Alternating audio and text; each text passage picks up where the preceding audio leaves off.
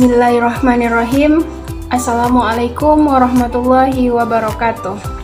Baiklah, kami di sini dari kelompok 11 akan mempresentasikan hasil diskusi kami, yaitu tentang supervisi pendidikan. Sebelumnya kami beranggotakan 3 orang. Yang pertama itu saya sendiri sebagai moderator. Nama saya Nur Hidayah, NIM 19329037 dari jurusan Ilmu Agama Islam, Fakultas Ilmu Sosial. Dan saya Resi Ernasari, NIM 19329041, mahasiswi jurusan Ilmu Agama Islam, Fakultas Ilmu Sosial, Universitas Negeri Padang. Perkenalkan, nama saya Surmanila dari jurusan Ilmu Agama Islam, Fakultas Ilmu Sosial, Universitas Negeri Padang. Baiklah, langsung saja materi yang pertama akan saya jelaskan sendiri, yaitu tentang konsep supervisi pendidikan. Di sini kita akan membahas 4 poin. Yang pertama yaitu pengertian supervisi pendidikan. Secara etimologis, istilah supervisi itu berasal dari bahasa Inggris atau diambil dari bahasa Inggris, yaitu artinya pengawasan. Jadi, supervisi pendidikan itu berarti pengawasan di bidang pendidikan, dan orang yang melakukan supervisi atau pengawasan disebut dengan supervisor atau pengawas. Nah, untuk pengertian supervisi pendidikan itu sendiri, bahwa pada umumnya supervisi pendidikan itu mengacu kepada usaha yang dilakukan oleh pengawas, kepala sekolah, atau pimpinan suatu instansi dalam mengawasi tugas-tugas bawahannya untuk mencapai pekerjaan yang efektif. Dan bawahan itu seperti guru, pegawai, tata usaha, dan lain sebagainya. Jadi dapat kita simpulkan bahwasanya supervisi pendidikan ini adalah sebagai sebuah bimbingan profesional. Artinya segala usaha yang memberikan kesempatan bagi guru untuk berkembang secara profesional sehingga mereka lebih baik dalam melaksanakan tugas pokoknya, yaitu memperbaiki dan meningkatkan proses belajar peserta didik. Selanjutnya kita masuk kepada poin yang kedua, yaitu rasional supervisi pendidikan. Nah, sama-sama kita ketahui bahwa pada saat ini setiap pekerjaan itu menuntut adanya sikap profesionalisme. Apalagi profesi seorang guru, yang mana guru sehari-harinya menangani makhluk hidup yang berupa anak-anak atau siswa dengan berbagai karakteristik yang berbeda. Jadi guru yang profesional itu adalah mereka yang memiliki kemampuan profesional dengan berbagai kapasitasnya sebagai pendidik. Selanjutnya, poin yang ketiga yaitu tentang tujuan supervisi pendidikan. Yang pertama yaitu supervisi pendidikan ini bertujuan untuk membantu guru agar dapat lebih mengerti dan menyadari tujuan-tujuan pendidikan di sekolah dan fungsi sekolah dalam usaha untuk mencapai tujuan pendidikan tersebut.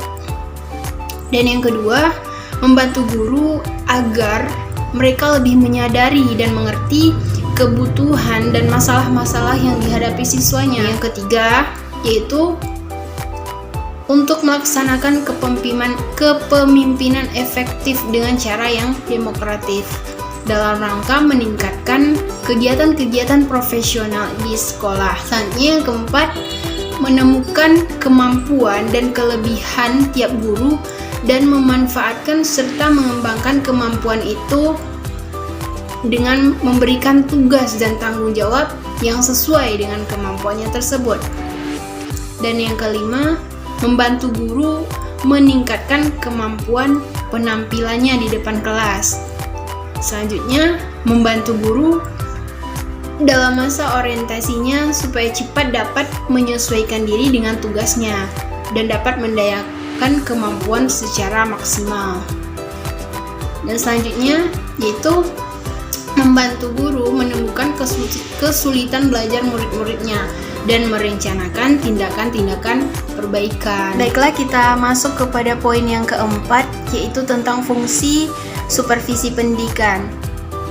Nah, fungsi yang pertama yaitu mengkoordinasi semua usaha sekolah. Yang kedua, fungsinya yaitu melengkapi kepemimpinan sekolah.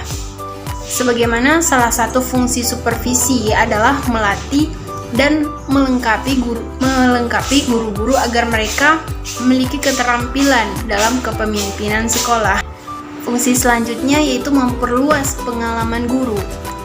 Supervisi harus dapat memotivasi guru-guru untuk mau belajar dari pengalaman nyata di lapangan.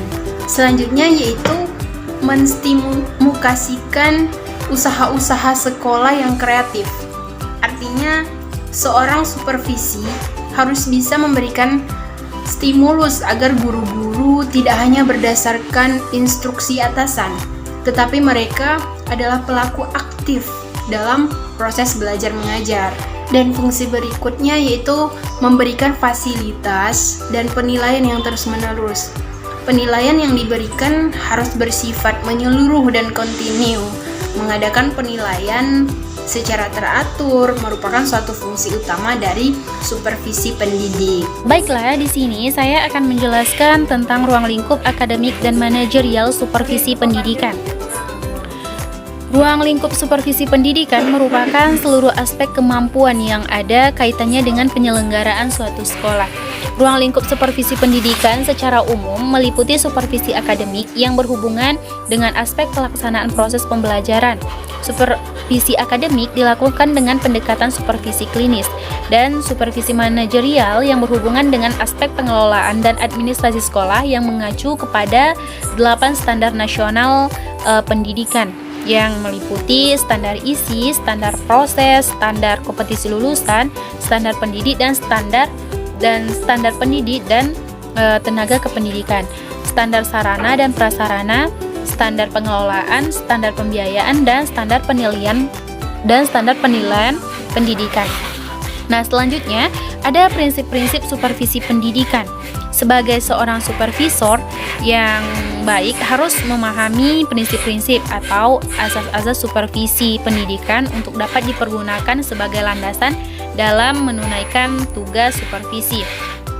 Yang pertama yaitu supervisi bersifat memberikan bimbingan dan memberikan kebantuan kepada guru atau staf sekolah untuk mengatasi masalah dan mengatasi kesulitan, dan bukan mencari-cari masalah. Yang kedua, pemberian bantuan dan bimbingan dilakukan secara langsung. Dan apabila pengawas atau kepala sekolah merencanakan akan memberikan saran atau umpan balik, sebaiknya disampaikan sesegera mungkin agar tidak lupa. Dalam memberikan umpan balik, sebaiknya supervisor memberikan kesempatan kepada pihak dan supervisi untuk mengajukan pertanyaan atau tanggapan. Baiklah, saya Risi Ernasari akan menjelaskan poin yang terakhir, yaitu peran kepala sekolah sebagai supervisor pendidikan. Kepala sekolah sebagai supervisor dapat diwujudkan dalam kemampuan penyusunan dan melaksanakan program supervisi pendidikan. Kemampuan penyusunan program supervisi pendidikan dapat diwujudkan dalam program supervisi kelas, pengembangan program supervisi untuk kegiatan ekstrakurikuler, pengembangan program supervisi perpustakaan, laboratorium, dan ujian. Kepala sekolah sebagai supervisor memiliki kewajiban untuk membina para guru menjadi guru yang lebih baik. Bagi guru yang telah baik, harus mampu mempertahankan hal tersebut. Sedangkan guru yang kurang baik harus meningkatkan kemampuan diri sehingga menjadi guru yang lebih baik dalam proses pembelajaran. Sebagai seorang pemimpin, kepala sekolah haruslah demokratis apabila guru memberikan pendapat dan memberikan kesempatan kepada guru untuk melahirkan ide-ide baru dan gagasan-gagasan baru terkait dengan program pendidikan yang ada di sekolah.